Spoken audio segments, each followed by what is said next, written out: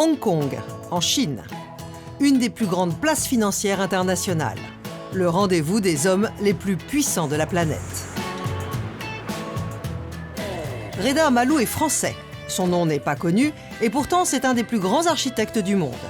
Ce soir, il est attendu dans l'un des palaces de la ville pour recevoir une récompense. L'International Property Award va lui décerner le prix du plus bel hôtel construit sur le continent asiatique. Ah, le voilà. Ah, regarde, il a mis un smoking. Non, non. Peter et Rick sont de riches promoteurs immobiliers américains. Allez, à ta santé, Reda. Depuis 10 ans, ils ont choisi Reda pour réaliser leurs projets les plus prestigieux. J'apprécie beaucoup son travail depuis toujours. Et tout ce qu'il a designé pour nous est spectaculaire. Promoteurs, investisseurs, architectes, ils sont plus de 200 venus du monde entier. Reda est l'une des stars de la soirée. Thank you. Nice to meet you.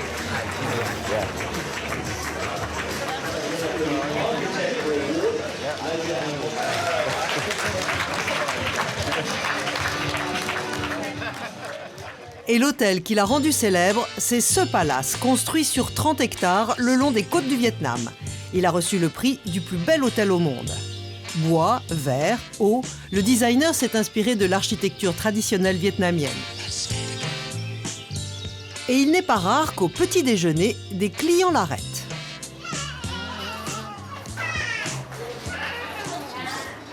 C'est vous l'architecte ? Oui, c'est moi. Je veux juste dire que je pense que votre design est incroyable. J'adore. C'est un des plus beaux lieux que j'ai vus. Je passe des vacances super. Merci beaucoup. Merci. Ça arrive ça Ouais, c'est sympa. Ça fait du bien. Le matin, ça fait du bien. Ce que les clients aiment par-dessus tout, c'est cette plateforme surélevée, typiquement asiatique, au centre de la chambre dessinée par le designer. C'est un espace dans lequel on va venir se reposer. C'est pas simplement une chambre où il y a vraiment plein de choses. Donc on a ici l'espace de travail avec le bureau sous lequel on vient se glisser.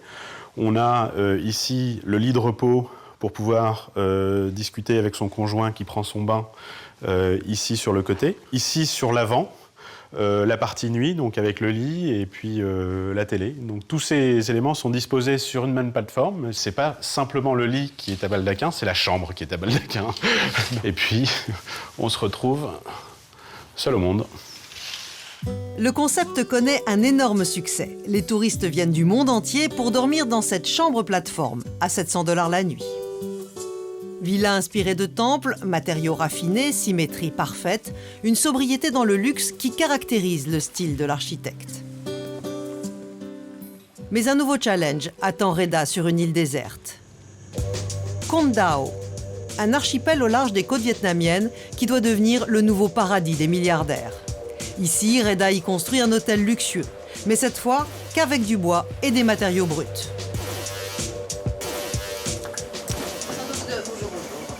Bonjour. Salut Eric, comment tu vas ? Ça va et toi ? L'homme au chapeau, c'est Rick, le promoteur américain qui était à Hong Kong avec Reda. Cette fois, il a investi 33 millions de $ pour construire cet hôtel d'un genre nouveau.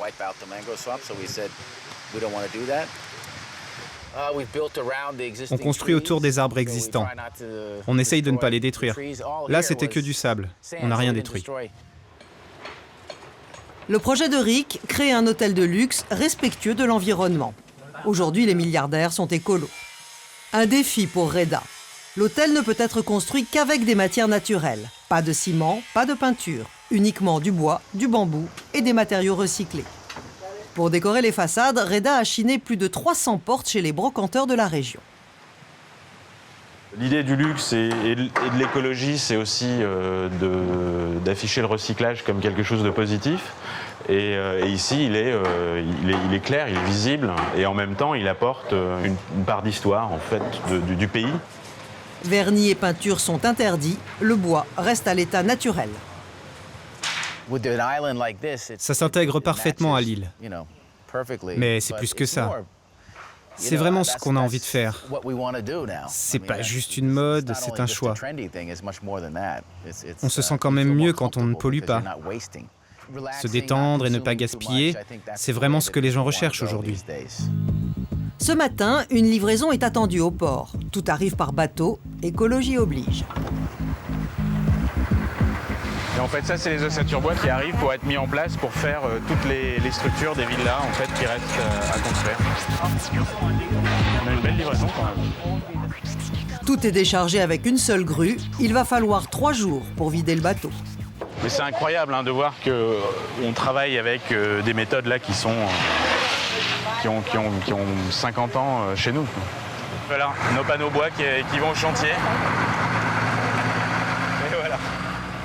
Travailler avec les entreprises locales est un choix que Reda et Rick, le propriétaire, ont fait dès le début.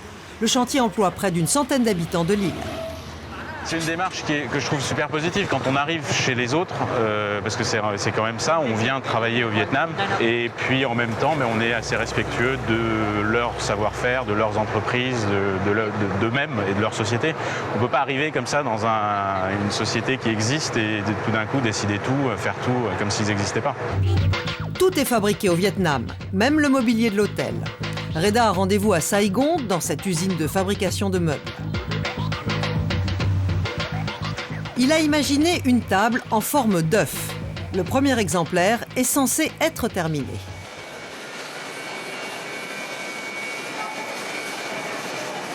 Il n'est pas prêt, mon prototype.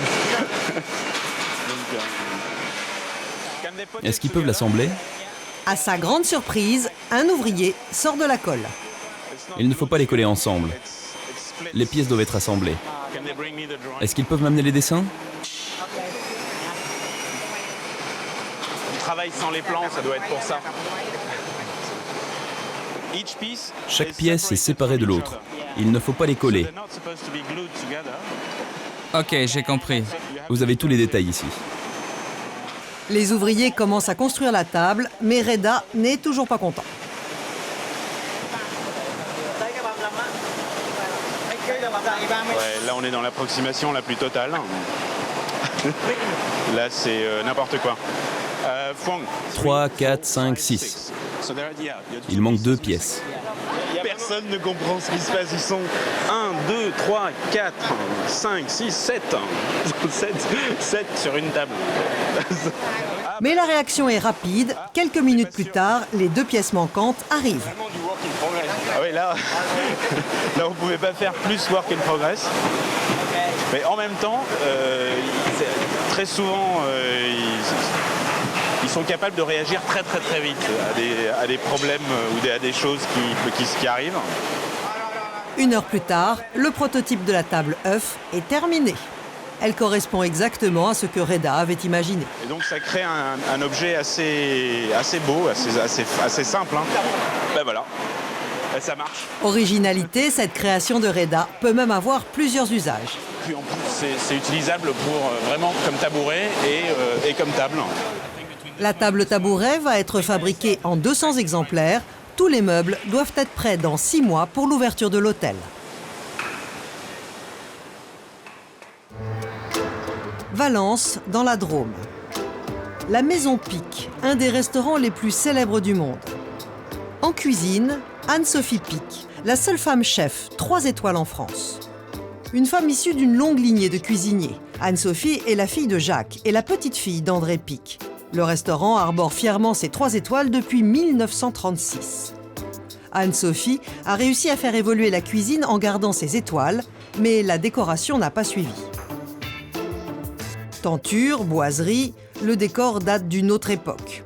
Aujourd'hui, Anne-Sophie a pris sa décision. Elle veut relooker son restaurant. On est beaucoup à la recherche de la pureté en cuisine, de l'équilibre des saveurs. Et c'est vrai que la salle n'a pas avancé de la même façon. J'ai toujours le sentiment d'avoir été toujours en décalage depuis les 20 dernières années entre notre évolution à nous en cuisine et l'évolution du restaurant.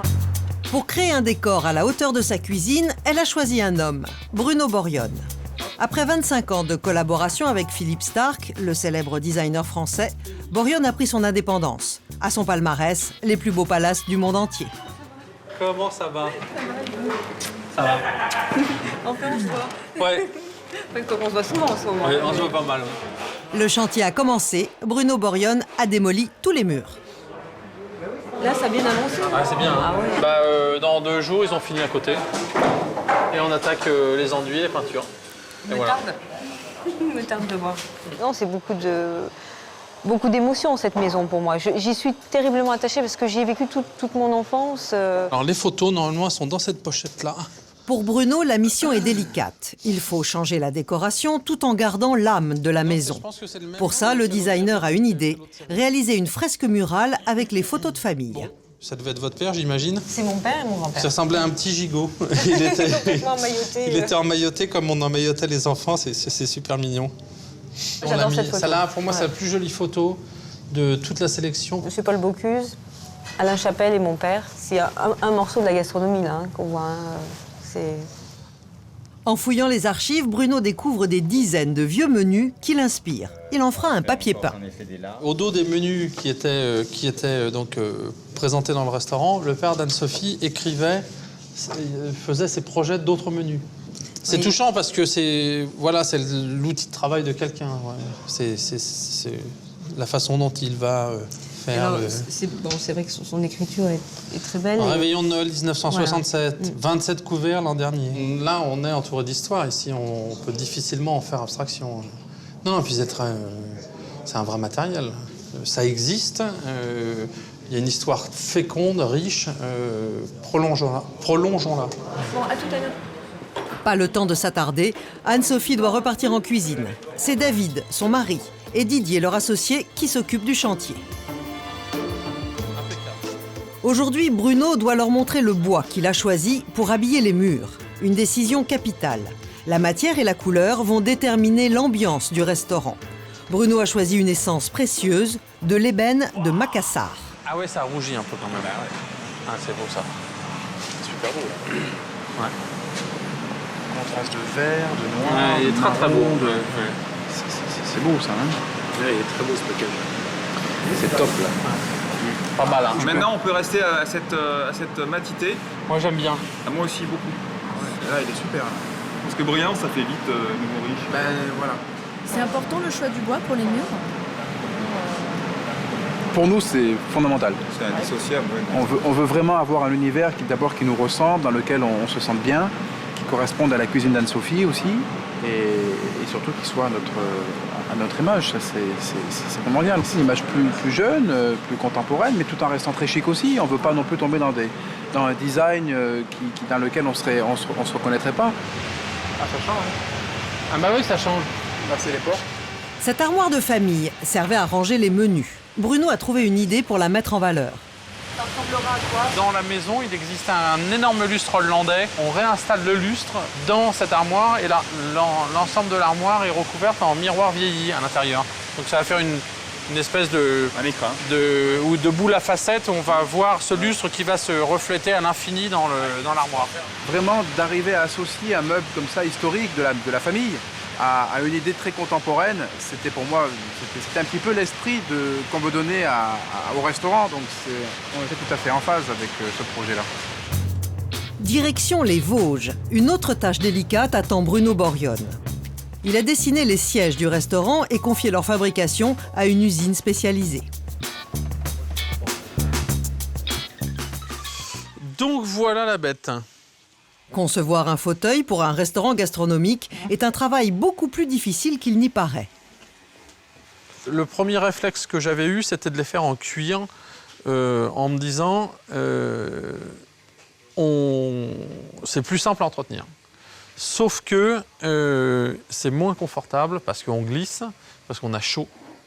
Donc on est revenu sur du tissu. Je suis assez content du résultat. Oui. Les accoudoirs sont suffisamment bas pour passer sous les tables. Je l'espère. Ah bon, c'est pas sûr? Si, quand même, on est des professionnels. Professionnel, mais le décorateur préfère quand même vérifier. Le fauteuil va-t-il passer sous la table? Trop fort. C'est impeccable, hein? Non, puis on est vraiment très très bien, hein, très bien tenu, impeccable. Ça peut paraître peut-être un petit peu dur à la première assise, mais en fait, si le fauteuil est trop mou, on s'enfonce dedans et on s'avachit. Il se trouve que là, on est 4 heures à table ou 3 heures. Le corps doit être toujours tenu, on doit être bien, le client. Il vient pour passer un moment agréable. Il faut qu'il soit agréable à tout point de vue. On ne peut pas lui servir un repas merveilleux et qu'en même temps, il dise j'ai été mal assis pendant 4 heures. Donc ça, c'est pas possible. Ce n'est pas tout. Bruno va passer 2 heures à vérifier les 40 pièces de mobilier qui vont décorer le restaurant. Banquette, table, tout doit être acheminé à Valence dans 2 mois, pour la fin du chantier. Un entrepôt en région parisienne. C'est là que le designer Philippe Darro stocke tous ses meubles. Son métier, dessiner et fabriquer du mobilier qu'il vend dans le monde entier. Fauteuils, commodes, lustres, ses créations décorent les plus belles demeures. Ça, c'est un lustre qui va partir à Saint-Pétersbourg. Son inspiration, il la trouve ici, dans son grenier. Une caverne d'Ali Baba qu'il remplit depuis 15 ans. Ici, j'accumule des bouts de bois, des bouts de ferraille, des objets qui vont me servir un jour. Comme cette pièce, dont il a fait plus de 800 copies. Ils exagèrent quand même de l'avoir mis là. Donc ça, c'est quoi? Ça, c'est un fauteuil de théâtre, Louis XVI. Donc c'est un fauteuil que j'ai redessiné en plus large, plus confortable. Alors ce fauteuil il existe dans toutes les couleurs. En blanc, en jaune, en vert, bicolore. Je crois qu'on a fait toutes les versions possibles. Et aujourd'hui, c'est un de nos fauteuils qui a le plus de succès. On a vendu énormément pour des restaurants, pour des hôtels. Marrakech, une des plus belles cités du Maroc. Philippe Darro a rendez-vous à la Palmeraie, une oasis de 12 000 hectares aux portes de la ville. Ici, les terrains valent de l'or.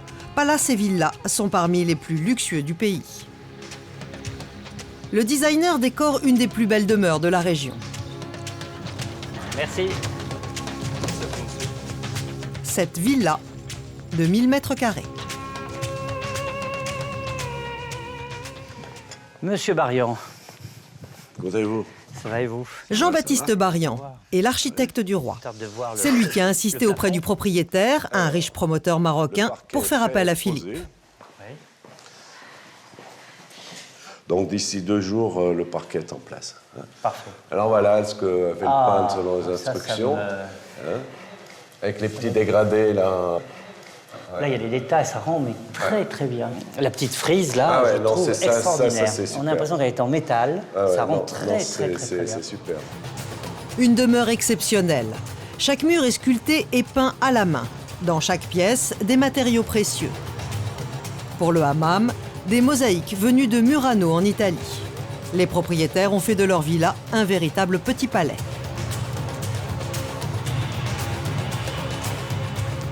Donc la salle de bain de madame. Salle de bain et dressing, madame. Ah oui. Ça a bien avancé. Ici, baignoire en marbre et robinet en or, 24 carats. Est-ce que c'est ça le luxe? Le doré exprime un peu le luxe, on le veuille ou non, c'est comme ça. Mais en même temps, on n'en a mis que des petites touches, c'est pas non plus flamboyant. On essaye de ne pas trop tomber dans le kitsch malgré tout. Philippe a prévu une centaine de meubles et d'objets pour aménager la villa. Les cartons sont arrivés de France il y a quelques jours. Le décorateur ne résiste pas au plaisir d'en déballer quelques-uns. La découverte. Chaque meuble est unique. Il a été pensé et dessiné pour un endroit particulier de la maison. Les tissus qui sont utilisés ne sont pas utilisés pour faire un meuble, ils sont utilisés pour entrer dans une harmonie. Par exemple, ce tissu-là est probablement utilisé dans les rideaux. Chaque meuble est vraiment étudié pour ici. Avec la peinture des murs, les rideaux qui marchent avec, l'esprit qu'on veut donner, ce qu'on a ressenti du désir du client. C'est vraiment du sur-mesure. Cette maison ne ressemblera à aucune autre, absolument aucune autre. Pour le salon d'hiver, Philippe a amené une de ses pièces préférées. C'est un fauteuil qui a une histoire en fait. C'est un fauteuil qu'on a appelé Eugénie, parce que le modèle avait été fait pour la princesse Eugénie. Ah ben je crois que c'est parfait ça. Je crois que c'est parfait. Et regardez, avec là si vous voulez, celui-là... la lumière, là c'est pas mal. Donc je ne suis pas... C'est la première fois que vous voyez les meubles situation. Ah oui. Oui, oui. Alors là, c'est reflet, je trouve. C'est le petit complément sympathique. Et ça, si on regarde bien, on n'a même pas l'impression que c'est un truc de lumière. On dirait que c'est vraiment une tache, un élément dans le tissu. C'est très amusant. Ça, c'est super. De loin. Le propriétaire a donné carte blanche au designer, mais il n'a encore rien vu. Il devrait découvrir sa maison dans 2 semaines. Et si ça plaît pas au propriétaire, les meubles? On se pose pas ce genre de questions parce que sinon, on est dans le doute permanent. Le propriétaire nous a fait confiance. À nous de faire en sorte qu'il soit satisfait. Voilà, donc il va venir voir sa maison, le propriétaire va venir voir sa maison finie. Pour finir la maison, le travail ne manque pas. Philippe veut trouver des objets anciens qui donneront une âme à la villa. Il arpente les rues et les boutiques de la Médina avec un ami à la recherche d'antiquités. Oui, c'est là. Donc, je voudrais voir des... Ce qui me reste à trouver, c'est vraiment des petites choses qui vont enrichir le décor. Donc, il me faut la petite touche pointue. Le décorateur va même jusqu'à chiner assiettes et cuillères pour son client. Vous allez jusqu'à ce détail-là quand vous décorez Oui. Nous faisons des maisons où les placards sont remplis. Dans la cuisine, il y a tout. Dans les salles de bain, il y a tout. C'est à nous, en tant que créateur d'émotions dans la maison, à ajouter ces petites choses-là. Parce que lui, on n'a peut-être pas le temps, puis ça ne va pas lui faire plaisir, puis je vais pouvoir lui raconter ça, j'ai trouvé là, ça, j'ai trouvé ici, voilà. Le décorateur cherche la perle rare, un objet authentique chargé d'histoire. C'est un jeu d'échecs. Au bout de quelques minutes, son œil est attiré par une table ancienne, cachée sous un fatras de bibelots. Au moins, la présence, mais est un peu... couleur est un peu quand même... Si vous voulez, parfois, on transforme les plafonds au jeu des tables. Mais ça, c'était un plafond. On va dire ça, oui. On peut enlever tout ce qui est dessus, là, pour regarder. Ce que j'aime bien, là, c'est le côté un peu généreux de cette table qui a été faite avec un plafond, a priori. J'aime bien, mais je la trouve un peu cradingue, quand même. La table est censée dater du XVIIIe siècle. Le décorateur n'est pas complètement sûr de l'authenticité. Il demande à la voir en pleine lumière. Une chose qui me rassure, c'est ce petit trou. Si c'est vraiment un plafond, l'endroit d'où venait le fil électrique. La lanterne, là. Reste maintenant à connaître le prix. La table, parce que c'est authentique, on va faire 6 250 € pour ici. Mais pour expédier, il faut ajouter 250 € de plus pour expédition. L'expédition, c'est pas cher par rapport à la table. Voilà. Mais la table, c'est une table... Non, c'est la folie, ça. Voilà. Mais de toute façon, on verra, Inch'Allah. Vous inquiétez pas, mon ami. Finalement, après négociation, Philippe achète la table pour 1 500 €. Parfait. Bon. Merci beaucoup. Bienvenue. À bientôt, j'appelle. D'accord, monsieur. Sans faute. Sans problème. Ce jour-là, le décorateur achètera pour plusieurs milliers d'euros de bibelots et de meubles anciens. La villa doit être prête dans 2 semaines. Retour en France. Le restaurant d'Anne-Sophie Pic doit ouvrir dans 2 jours. La moquette est posée, mais le chantier a pris du retard. Table, fauteuils, canapés sont stockés au milieu de la pièce. Ouais, on va faire des tas. Ça tient, c'est pas trop branlant, c'est bon? Les sièges sont arrivés. David et Didier, les propriétaires, vont les essayer immédiatement. Bruno Borion a-t-il fait le bon choix? Ah ben oui, je le contemple avant.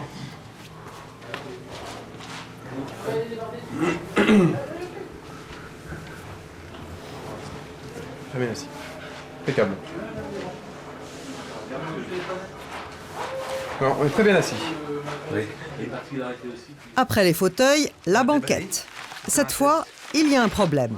Elle est trop basse. Ouais, il manque un peu. Il manque pas grand-chose. Il faut quand même qu'on soit un tout petit peu plus haut par rapport à la hauteur de la table. Rien n'est laissé au hasard, non, c'est vrai. Ah ben, il faut vraiment que ce soit... Voilà, ça c'est des... On doit être précis à tous les niveaux. Et surtout l'assise, le confort... Ici, la hauteur se mesure au centimètre près. Ah bah oui, bah bien. 13,5. Il y a C'est ça, c'est- 1,5 cm d'écart. Parce qu'on s'enfonce d'un centimètre et demi. Voilà. Il faut gagner 1,5 cm. L'urgence, trouver une solution pour remonter la banquette. Là, comme il y a ça, D'accord. cette épaisseur-là, ça, on peut le combler avec une mousse dure. Compris. Donc du coup, ça va remonter, on va s'enfoncer un peu moins D'accord. et on va gagner le 1 cm nécessaire. Vérification, le décorateur fait poser une planche sous les coussins pour remonter l'assise. Verdict. Eh ben voilà. On y est. Le test du On mètre. doit être à 12. Ouais, on est à 12. Ouais, c'est bon. Là, on est bien maintenu. On n'est pas trop enfoncé. On est à la bonne hauteur. C'est parfait. Une mousse plus ferme sera posée avant l'ouverture du restaurant qui doit avoir lieu demain. À l'autre bout de la salle, une pièce très attendue arrive. Un lustre baccarat. Le nombre de caisses est impressionnant. 2 spécialistes de la célèbre cristallerie se sont déplacés. Ils sont les seuls à pouvoir monter une telle œuvre d'art. Bon. Il y en a, ils font du n'importe quoi avec ça. Ils prennent le baccarat comme ils prennent du pyrex. Hein. Après, ils nous rappellent, bah oui, on a cassé une branche, on a cassé une coupe. C'est fragile? Bah oui. Le prix d'une branche, c'est 1 500 €. OK? À ce prix-là, chaque pièce est soigneusement emballée. Un lustre que Bruno veut poser comme un joyau, au milieu du restaurant, à 1 mètre du sol. Ça, c'est le plus bas. Hein. Ça, c'est le plus bas. C'est bon? Ouais, c'est bon. Vendu. Toute l'idée, c'était justement qu'il soit plus bas qu'un lustre normal. Sinon, ça sert à rien. Ouais, complètement. Mais trop bas non plus, il ne faut pas qu'on plonge sur les au-dessus des appliques. Très bien. 50 kilos de cristal, 24 branches, un travail d'orfèvre. Et pourtant, c'est un des plus petits lustres de la maison Baccarat. Il vaut tout de même près de 40 000 €. Ça sonne bien, hein? Une pièce précieuse qui sera protégée par des panneaux de verre, car le moindre choc peut être fatal. On n'est jamais à l'abri d'une casse.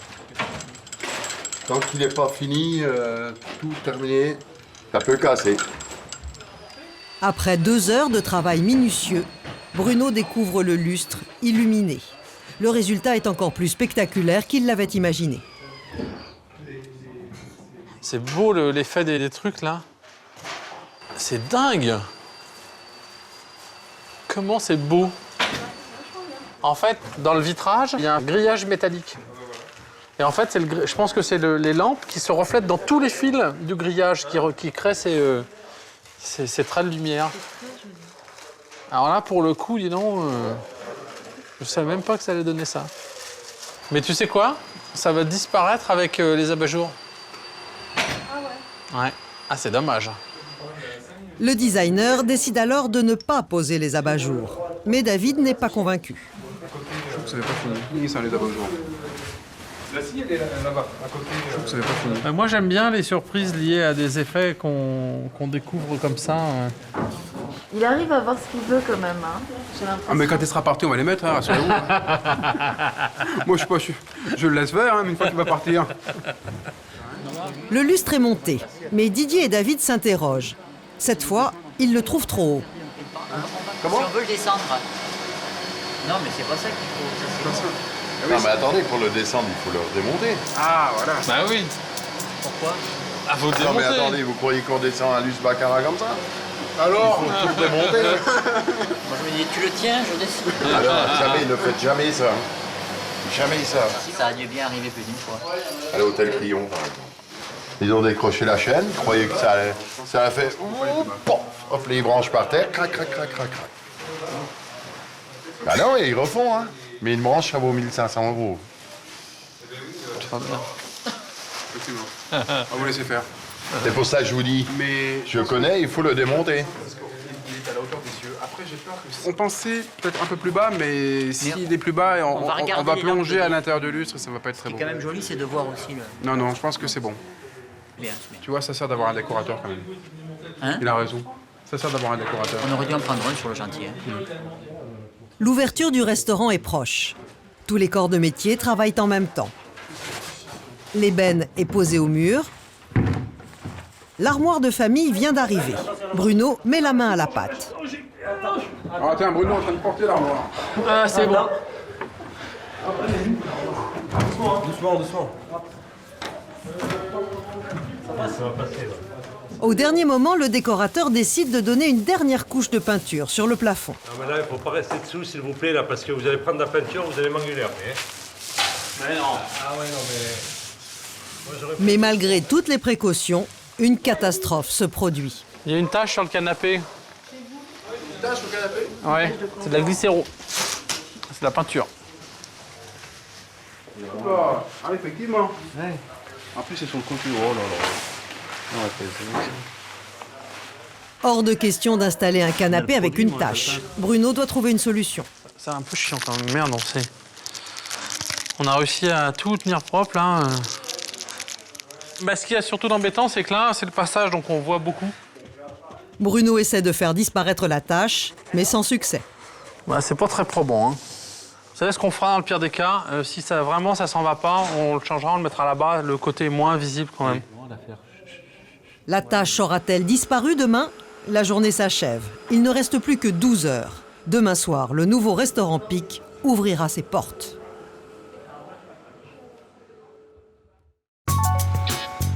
De l'autre côté du monde, à Con Dao, au Vietnam, l'hôtel est pratiquement terminé.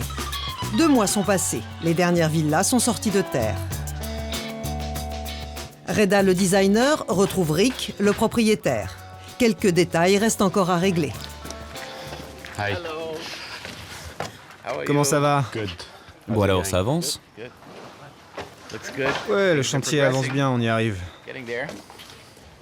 La végétation a poussé, les pavillons de l'hôtel s'intègrent dans le décor, exactement comme Reda l'avait imaginé. L'hôtel disparaît au fur et à mesure qu'on approche de la fin.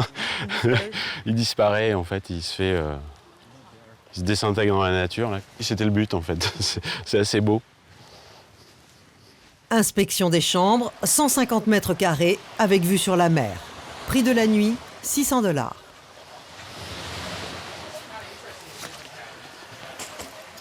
Ça, c'est une suite. Donc, on a l'espace chambre, la salle de bain à l'arrière et à l'avant, la terrasse et la piscine privée qui donne directement sur la plage. C'est très impressionnant d'avoir ce contact avec la mer. Pour Reda, le luxe, c'est aussi la vue et l'espace réservé aux clients. Toute l'idée, c'est de pouvoir offrir avec du sable, du bambou, du bois, des choses très très simples et très sobres, un luxe qu'on ne peut pas trouver ailleurs. C'est justement cette possibilité de vivre dehors, de ce contact avec la mer, ces espaces hauts, vastes. Je pense que c'est plus ça que les gens recherchent aujourd'hui. C'est l'impression d'être un peu seul au monde. Mais le propriétaire n'a pas toujours la même vision du luxe. Dans la salle de bain, les vasques en fonte lui semblent trop basiques. La seule chose que j'aimerais changer, c'est les lave-mains. Je voudrais les faire en marbre. Non. Non, mais le marbre serait une caricature du luxe. Tu ne veux pas de marbre? Non. Pourquoi? Parce que le marbre n'a rien à faire ici. Tout est simple, tout est fait avec des matériaux rudimentaires. Et d'un coup, tu voudrais mettre du marbre. Le marbre, ça fait faussement luxe. Nouveau riche. Ouais, et on n'a pas envie de ça. Les matériaux sont simples, mais il y a quand même une télévision, et pas n'importe laquelle. C'est une télévision miroir. Quand on ne regarde pas la télé, ça fait office de miroir. Et on a vraiment besoin d'une télé dans ce paradis? Pour les gens qui passent 3 ou 4 semaines ici, oui, ils en ont besoin. Pour regarder le marché de la bourse, les infos. Enfin, vous savez, pour se tenir au courant. Mais bon, c'est pour ça qu'on a fait en sorte qu'on n'ait pas l'impression qu'il y ait une télé dans le salon. La table œuf, imaginée par Reda, a trouvé sa place. Ça, c'est ce qu'on avait vu en construction? Oui, voilà enfin la version finie, installée, livrée. Même le client l'aime bien. Tout est terminé, mais Rick demande encore des changements. J'ai une autre idée, je pensais que l'on pourrait... Non, faut plus tes idées. C'est trop tard. Trop tard pour les idées. C'est trop tard, c'est fini. On finit. Oui. Il est capable de changer encore tout au dernier moment, on a l'impression. Oui, c'est pour ça qu'il faut lui dire non. Parce que mais de toute façon, on peut changer tout sans arrêt. Il faut savoir juste juger du moment où c'est bon. Et là c'est bon. Là, le résultat, il est là et je crois que tout le monde est content. Et et qu'on va ouvrir comme ça. Les clients seront-ils au rendez-vous? Avant d'ouvrir, le propriétaire, qui a investi 33 millions de dollars dans ce projet, veut le faire tester. Il a demandé à des employés de venir avec conjoints et enfants. Anne-Marie est française, David est irlandais. Ils sont venus avec leur fille Rebecca. John et Nicole sont australiens. Ils vont tester la villa la plus luxueuse. 300 mètres carrés avec piscine privée et vue sur la mer. Wow. C'est le salon.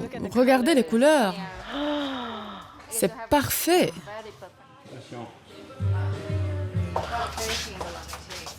Ah, c'est romantique. C'est tellement romantique. C'est superbe. C'est superbe. C'est vraiment la cabane de Robinson Crusoe, mais poussée à l'extrême. C'est magnifique. Mais le clou du spectacle, c'est la vue depuis la terrasse. Oh mon Dieu! Viens voir cette chambre, regarde. Waouh! Une villa où chaque chambre a son propre petit pavillon. Je pourrais me réveiller ici chaque matin de ma vie.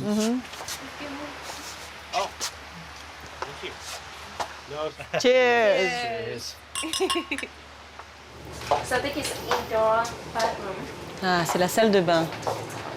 Oh! Je suis très impressionné. J'étais un peu sceptique quand on m'en a parlé. Je me disais, du bois, sur la plage, je pensais que ça allait être plutôt simple et rustique. Un peu comme une cabane de pêcheur, mais pas du tout. Ça ne l'est pas du tout. C'est vraiment luxueux. Anne-Marie et John profitent tout de suite de la plage déserte. Ils plongent dans une eau limpide à 30 degrés.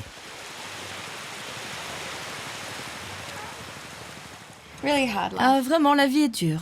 Je ne sais pas ce que le reste du monde fait aujourd'hui, mais je pense qu'on a le meilleur job. On s'en fiche du reste du monde. Exactement. D'ailleurs, ici, on a l'impression que le reste du monde n'existe pas. C'est tellement beau, tellement sauvage.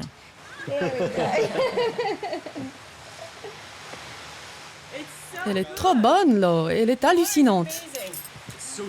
L'eau est tellement claire. Il faut y aller, il faut que vous essayiez. C'est mieux que la piscine.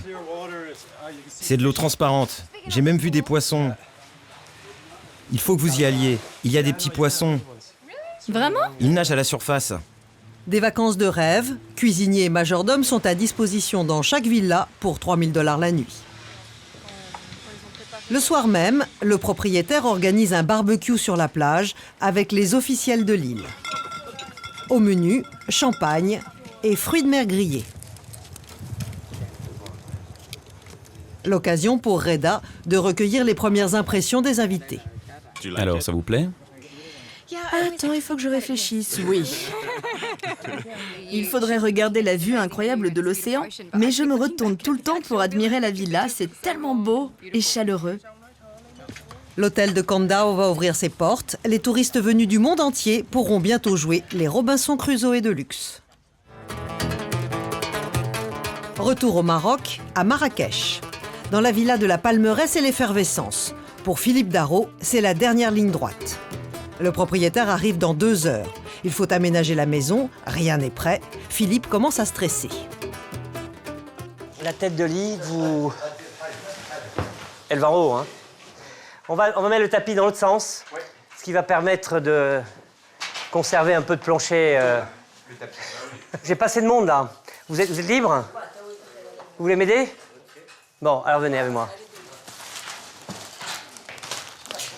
Le décorateur est entouré d'une équipe de 20 personnes. Il faut installer les centaines de meubles et d'objets qu'il a sélectionnés pour la maison. Tout a été pensé dans les moindres détails, même les plateaux pour le thé. Ce sont ces détails-là qui font la différence. Si vous vous retrouvez dans un appartement ou dans une maison où il n'y a que des canapés, des tables basses et des fauteuils, il n'y a pas... Vous n'avez pas le compte, hein. Vous n'êtes pas chez vous. Nous avons un certain nombre de clients qui arrivent de l'étranger et qui veulent un service complet. Ils sont très touchés de voir la bouteille de whisky dans le bar. Ou la bouteille de Porto. Philippe a même pensé au cendrier qu'il a dessiné pour ses clients. Ils voient ça, ils vont le prendre, ils vont regarder, ils auraient pas eu le temps d'aller peut-être le chercher, le chiner quelque part. Et c'est là, ça enrichit, si vous voulez, ça enrichit le décor. C'est une maison clé en main que Philippe offre à son client. 1000 mètres carrés dans lesquels chaque objet va trouver sa place exacte. Mais dans la précipitation, une erreur a été commise. Un canapé n'est pas dans la bonne pièce. Là, on est sur les 3 mêmes couleurs et celui-ci, ce sont les tissus du même C. Ah d'accord, d'accord. Donc il faut donc le faire repartir. Il faut échanger les 2 canapés d'un bout à l'autre de la maison. Avec une piscine de 17 mètres de long remplie à ras-bord au milieu du patio, l'exercice est plutôt périlleux. Il ne reste plus qu'1 heure avant l'arrivée du propriétaire. La table chinée chez l'antiquaire de Marrakech arrive enfin. Pour l'instant, on la pose juste là. Voilà. Voilà. Non, mais je suis content, elle a la bonne proportion pour la pièce. Voilà. Perfectionniste, Philippe tient à faire lui-même les dernières retouches. Je vais rajouter une petite touche de couleur. Parce que je trouve que c'est un petit peu fade. Ça va rappeler l'ocre de là-haut et un petit peu les murs. Ça vous arrive souvent de modifier un peu Oh, j'adore la peinture, en fait. Mon rêve, c'est d'être aquarelliste, de faire des aquarelles dans la campagne avec mon chevalet. Comme je ne peux pas l'expliquer, je la fais moi-même quelquefois. Voilà. Le décor est tel que Philippe l'avait imaginé il y a quelques mois. Vous avez le plan, si vous voulez le regarder, on n'est quand même pas très loin. Hein. Vous avez l'esprit des petits guéridons, l'esprit des canapés, du grand tapis. Je crois qu'on est assez fidèles. Toutes les pièces sont enfin installées. La chambre principale, le salon d'hiver. Philippe est angoissé. Le client sera-t-il satisfait de son travail? Il doit arriver d'une minute à l'autre, ici, à Secret Garden, un ensemble de villas de grand standing à louer, dont sa famille est propriétaire. Golf privé, piscine, un endroit exceptionnel dans lequel le propriétaire a fait construire sa propre villa. Le voilà enfin, Hicham Berrada, un important promoteur marocain.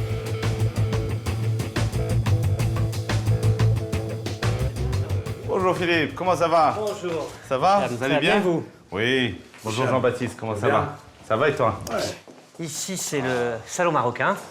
Je me suis attaché à essayer de trouver des guéridons d'origines différentes. Alors, je ne suis pas un grand expert, mais il y a un Marocain, il y a un Ottoman, il y a des Syriens, il y a un Iranien. Ça, c'est voilà. l'Antiquité. Hein, ça, c'est l'Antiquité, oui. Le mélange, ça fait quelque chose d'extraordinaire. Hein. Puis avec ce patchwork de table orientale, c'est juste splendide. Hein. C'est vraiment... la combinaison des deux fonctionne bien. Hein. Marion et Philippe, ça va. Hein. Alors, voici votre chambre. Ah. Magnifique.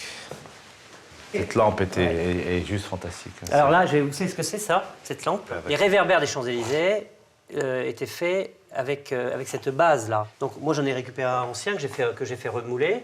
Magnifique. Et ça permet de donner une petite touche parisienne. C'est super. C'était un budget important? Quand même. Oui, c'est un budget pas mal, qui est logique pour ce qu'on veut faire. À mon avis, si on voulait faire ça tout seul, on ne serait pas dans ce budget-là. Ça c'est évident. On serait sur des budgets beaucoup plus importants, puisqu'on ne saurait pas comment combiner, où est-ce qu'il faut aller acheter, etc. Ça, c'est leur métier. Toute la différence, c'est leur métier. Voilà. Le propriétaire va maintenant découvrir le salon d'hiver, avec les fameux fauteuils de génie. Voilà, tout à fait.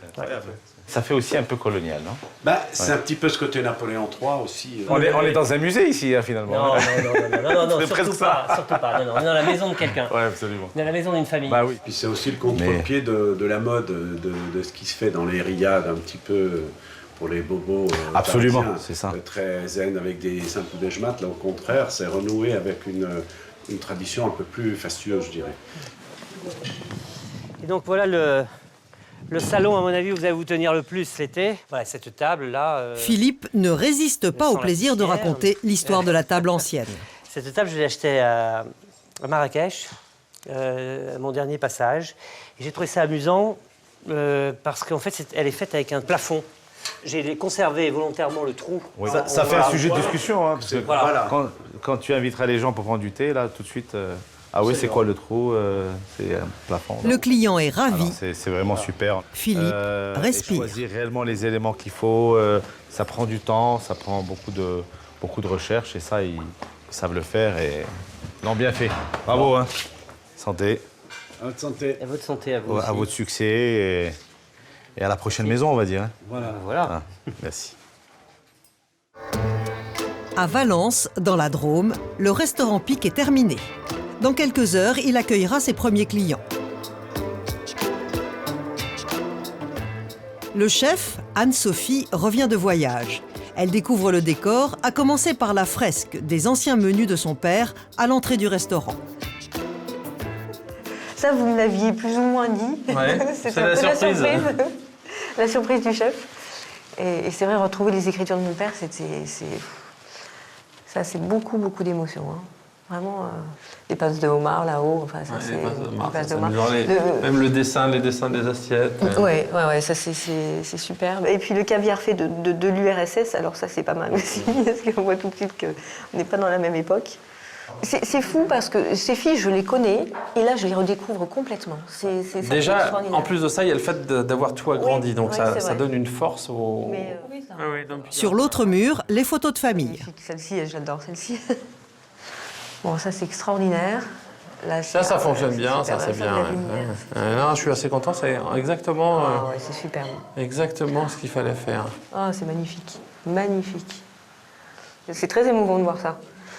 Vraiment, c'est très émouvant. Au fond du couloir, l'armoire de famille et l'ancien lustre du restaurant. Magnifique. C'est vrai que ce lustre paraissait immense et là, en fait, il paraît être fait pour l'armoire. Enfin, ça, c'est extraordinaire. C'est somptueux. Ah oui, là, avec les meubles, là, c'est impressionnant. Hein. Elle découvre maintenant la salle du restaurant. C'est somptueux, là. Bon, il y a encore un petit peu de ménage, mais on y est. Hein. C'est un tel changement, une telle révolution. Enfin, on n'a jamais connu ça. Bon, c'est ce que je vous disais, c'est le rêve de 20 ans, donc c'est quand même... C'est vraiment somptueux, Bruno, hein, vraiment somptueux. Hein. Et finalement, les abat-jours du lustre baccarat ont été gardés. Mais la salle est loin d'être prête. Les premiers clients arrivent dans moins de 2 heures et les tables ne sont toujours pas dressées. La mousse des canapés arrive en urgence. Hop, le petit centimètre de jeu entre les deux est rattrapé. Verdict de David. Ah bah ouais. Voilà. Hein, c'est bon. C'est le petit centimètre qui manquait. Il manquait 2 cm, on les a récupérés. C'est bon. La tâche de peinture. Elle est partie. Elle est partie. Ça s'atténue petit à petit. Mais le problème, c'est que dans les... c'est dans la fibre. Et ouais, maintenant c'est dans la fibre. Non, mais c'est pour ça qu'il faut continuer à diluer, en fait. C'est bien atténué, donc je vais réessayer. Pas le temps de changer le canapé ce soir, mais ce sera fait dans quelques jours. Voilà. De son côté, Didier et son équipe prennent leur marque dans cette nouvelle salle. 27 clients sont attendus ce soir. Ils doivent tous être placés de manière à mettre en valeur le nouvel espace. Je ne sais pas si je ferai pas 3, 2. J'ai peur qu'ils se sentent tout seuls. Tout seul. Ouais. Avec 4 devant et 4 ici. Le designer ne peut s'empêcher d'intervenir. Combien il y a de tables ce soir? 4 tables de 2. Ouais, ça va. 1 fois 3. Une table de 3. 2 tables de 4. Une table de 5. Donc, la table de 3 là-bas? Ouais. Vous mêlez tout, dis donc, Bruno. Non, mais ça m'intéresse de savoir comment on va répartir les gens ce soir. Pourquoi? Moi, je mettrais bien 3 au fond, voir effectivement. Comment ça va vivre, effectivement. Vous allez rester ce soir, Bruno? Oui. Vous serez où? Je sais pas. Je demandais à Bruno s'il allait rester ce soir. Je sais pas si je suis invité. Il joue sa tête, hein. Peut-être bien, si les clients sont pas contents, il se passe quoi? Voilà, c'est lui. Voilà, mais messieurs, dames, c'est en fait, sa faute. Il va lui arriver ce qui arrive de pire, c'est qu'il va devant les clients, il s'explique. Voilà, allez lui parler. Parce qu'il ne faut pas perdre de vue que tout ça, la finalité, c'est quand même les clients. Hein. Nappes, serviettes, vaisselle, tout a été repensé pour la nouvelle décoration. Une transformation radicale. Voilà le restaurant avant que Bruno ne le redécore. Aujourd'hui, marbre, ébène et cristal ont remplacé les tentures et boiseries. Les clients arrivent dans quelques minutes.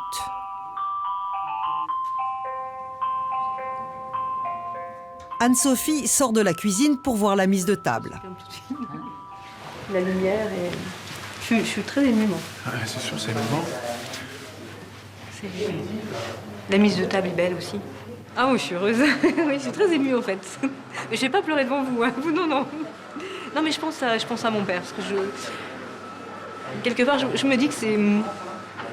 Je vais quand même pleurer, je crois. C'est un restaurant qu'il aurait aimé. Voilà. Qui lui ressemble et qu'il aurait aimé. Et... Bravo Bruno, hein. C'est beau, hein. Ça va. C'est sublime. On va dire. C'est sublime. Bon, on n'a plus qu'à attendre le verdict des clients maintenant. Ah oui, là, je vais être une petite souris ce soir pour moi. Cette nouvelle décoration oblige Anne-Sophie et sa brigade à se surpasser.